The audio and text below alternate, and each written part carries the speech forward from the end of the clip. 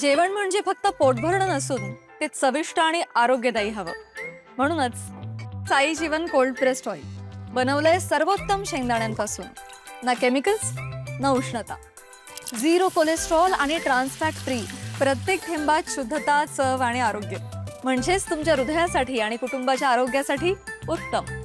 आजच साई जीवन निवडा, कारण आरोग्याला शॉर्टकट नसतो.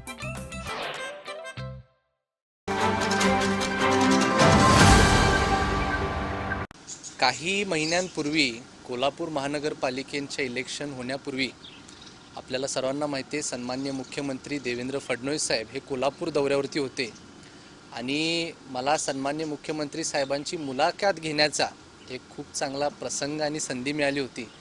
त्या दरम्यान आम्ही विशेषतः स्पोर्ट्स आणि कोल्हापूरचं नातं किती जवळचं आहे आणि इथं ॲथलीट्सचं परफॉर्मन्स डेव्हलप करण्यासाठी किती मोठी संधी आहे असं मी त्यांच्यासमोर मांडण्याचा प्रयत्न केला होता. आणि त्यावेळेस त्यांनी आपल्याला आश्वासन दिलं होतं की कोल्हापूरमध्ये आपण स्पोर्ट्स इन्फ्रास्ट्रक्चर डेव्हलपमेंट करण्यासाठी चांगल्या पद्धतीने प्रयत्न करूया.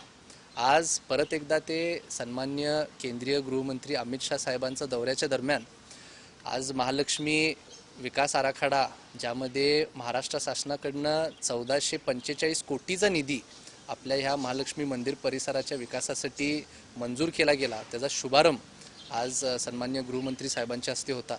आणि परत एकदा सन्माननीय मुख्यमंत्री साहेब ह्या दौऱ्याच्या दरम्यान कोल्हापूरमध्ये होते, तर मी त्यांच्याबरोबर स्पोर्ट्स डेव्हलपमेंटच्या दृष्टीने काही चर्चा केली.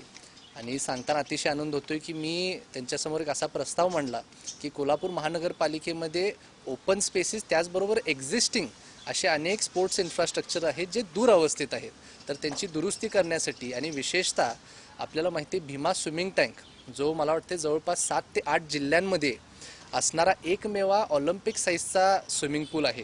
आणि त्या पूर्ण जागेमध्ये जवळपास 3 एकरची ती जागा आहे, ज्यामध्ये 3 ते 4 डिसिप्लिन्स आपल्याला डेव्हलप करण्याची संधी आहे. म्हणजे स्विमिंगच्या बरोबर फुटबॉल आहे, तिथं जिम्नेजियम आहे, अशा अनेक स्पोर्ट्सचं डेव्हलपमेंट तिथं करता येते. तर मी 10 कोटी रुपयाचा निधीची मागणी सन्माननीय मुख्यमंत्री साहेबांच्याकडे केलेली आहे. त्यांनीसुद्धा मला एक विश्वास व्यक्त केला आहे की लवकरच आपण हे प्रश्नसुद्धा मार्गी लावूया. आणि मला खात्री आहे की ह्या डेव्हलपमेंटच्या माध्यमातून एक खूप मोठी प्रगती आपल्या खेळाडूंची होऊ शकते.